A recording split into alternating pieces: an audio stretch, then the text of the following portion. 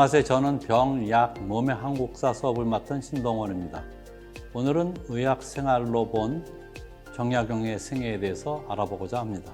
유배 이전 정약용은 자신과 가족이 심하게 아플 때 항상 이헌길, 장덕회, 이 같은 의원들이 처방을 얻어 병을 진료했습니다.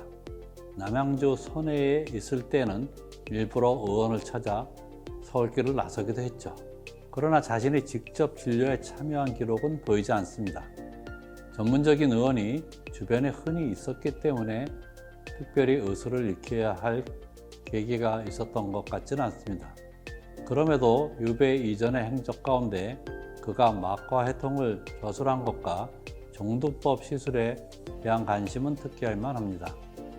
정약용의 의학 공부가 언제부터 비롯했는지는 분명치 않으며 그가 막과 해통, 초고를 마무리 짓던 1797년 무렵 그의 의학이 크게 무르익었음이 분명합니다. 그는 이 책을 완성한 후 내가 이 책을 만든 것이 몽수를 저버리지 않을 뿐만 아니라 참으로 범중엄에게도 부끄럽지 아니할 것이다 라는 자신의 포부를 밝혔습니다. 여기서는 유위의 대표자인 송대의 재상을 역임한 범중엄을 언급함으로써 자신의 연구가 부활의 은혜를 갚는다는 데 그치지 않고 사대부의 정치의 일환이었음을 확실히 했습니다. 정약용을 아낀 군주 정조는 1790년 4월 서울의 마진 유행 때 민간의 처방집을 구원한 바 있습니다. 어찌 보면 막가해통은 7년 전 정조가 내린 구원에 대한 정약용식의 답인 듯합니다.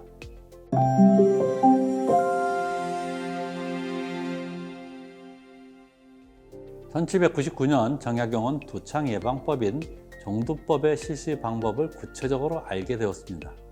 전해에 오남, 3년 전에 사남, 5년 전에 차녀를 두창으로 이룬 바 있습니다. 그런 상태에서 종두법은 그의 시선을 확 끌었을 것입니다. 그는 이듬해 비슷한 시기에 종두법에 대해 관심을 가진 박제가와 만나 조선에서 실행에 옮길 방법을 모색했습니다. 자신이 가지고 있던 청해 정망이가 쓴 정치 종두반과 박제가가 가지고 있던 전겸의 의종균감의 종두법 내용을 종합했죠. 마침내 외부의 도움 없이 독자적으로 종두법을 시술할 수 있는 방법을 마련했습니다. 1800년 박제가가 포천 현감으로 나갔을 때 그곳에 사는 이종인에게 이 방법을 전했습니다. 그의 이종인이 종두법을 쓸 양질의 두묘, 즉 백신을 얻는 데 성공했습니다.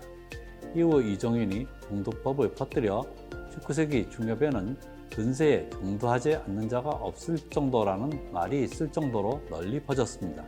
이처럼 정약용은 당시 가장 큰 질병 문제였던 두 가지, 마진과 두창에 대해 깊숙이 관여했습니다. 마진에 대해서는 조선의 의계, 더 나아가 중국의 의계조차도 시도하지 않은 광범위한 분석과 종합 연구를 하여 막과 해통이라는 저작물을 내놓았죠. 두창에 대해서는 국내 최초로 예방법인 종두법에 대한 정보 획득과 그것의 실현화를 위한 방안을 짜냈습니다. 개인의 관점에서 볼 때 마진과 두창은 정약용 자신의 병과 자식들의 잦은 병사와 관련됩니다. 그는 연구 과정을 통해 상당 수준의 의학적 식견을 쌓았습니다. 그리고 더 넓게 보면 그것은 치자 지식인으로서 조선 사회의 당면한 과제에 맞닥뜨려 씨름하는 자세이기도 했죠.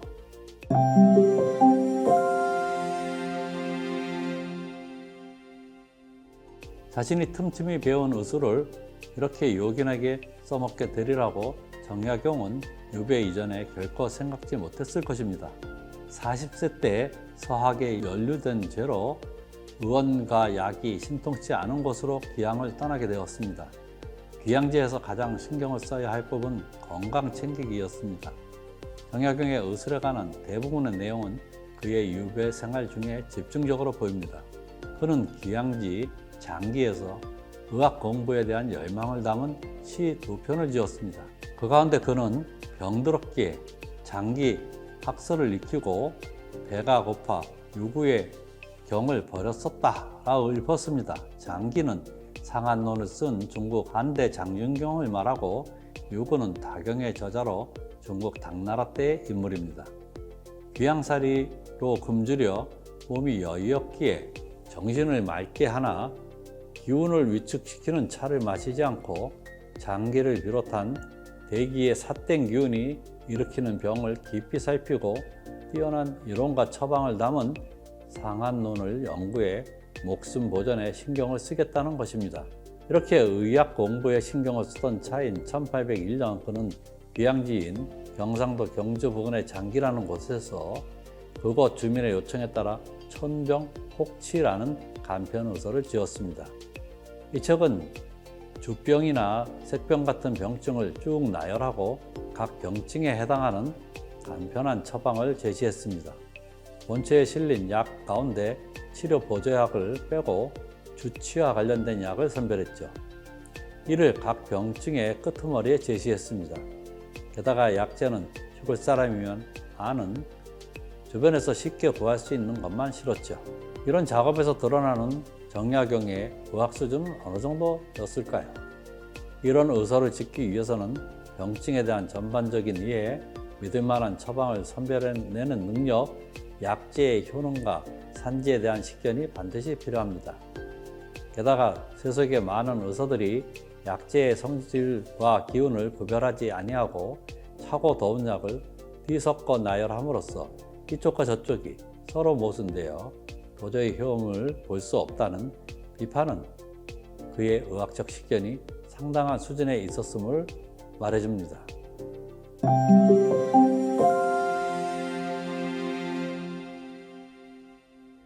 의술 공부에 대한 관심은 귀양지를 장기에서 강진으로 옮겨간 다음에도 계속되었습니다. 1802년 2월 자식들이 의서를 베껴서 인편에 붙여왔습니다. 1804년 4, 5월 무렵 강진에 머물렀던 정약용은 흑산도에 유배된 형 정약전에게도 옛적에는 그림을 좋아했는데 지금은 의서를 공부하라고 권하고 싶다라는 당부를 전했습니다. 정약용의 의약 처방은 의령에 그 흔적이 보입니다. 그 기록 중 연도가 표기된 것이 있는데 앞에서 살핀 46세 때의 더위 먹은 증상과 47살 이후의 치통에 관한 대책이 그것입니다. 소증에는 귀피차를 처방했으며 치통에는 황련을 흑회약으로 썼죠. 물론 그가 시도한 방법이 의서에 나오지 않는 자신의 독창적인 것은 아니었습니다. 의학책에 실린 여러 방법을 시도하여 효험을 본 것을 재확인한 것입니다. 최근 정약용의 의학 지식이 엿보이는 편지도 여러 발굴되었습니다. 그는 제자 황상의 돌림 감기 증상에 대해 갈증과 열이 있는지를 물었는데요. 열이 있으면 풀어줘야 한다면서 먹은 음식의 원인이 되는 식성이었는지, 오한과 발열이 왔다 갔다 하였는지 증상을 꼬치꼬치 묻고 있습니다. 무슨 병인지는 나와 있지 않지만 병이 점점 깊어지자 인삼 먹은 것으로 버티면서 자신이 쓸 처방에 들어가는 5가지 약재를 제자 산석에게 구해올 것을 부탁하고 있습니다.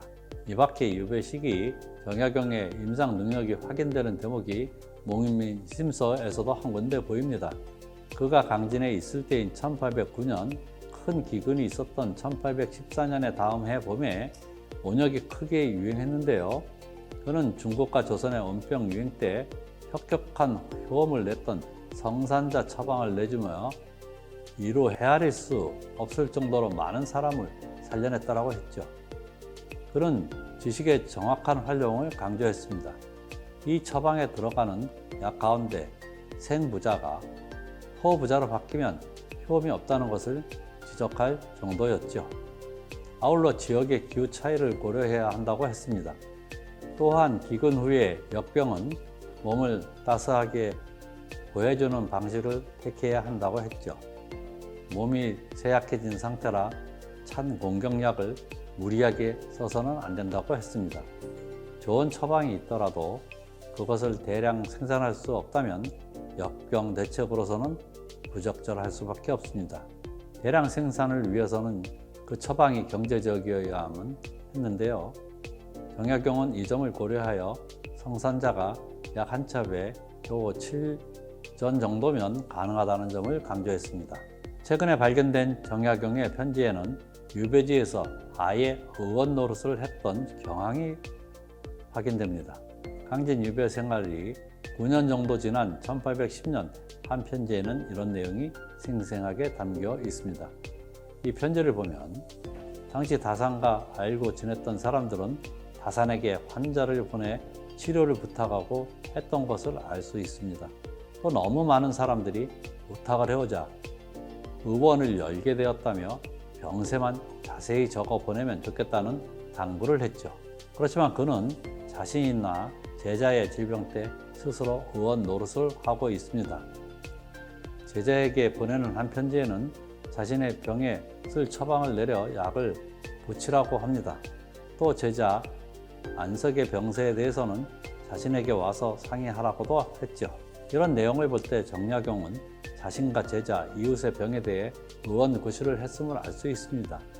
또 용하다는 소문이 나 많은 환자가 약 처방을 문의해왔음도 짐작할 수 있죠. 물론 그런 처방만 내릴 뿐이었고 약은 별도로 약포에서 지었습니다.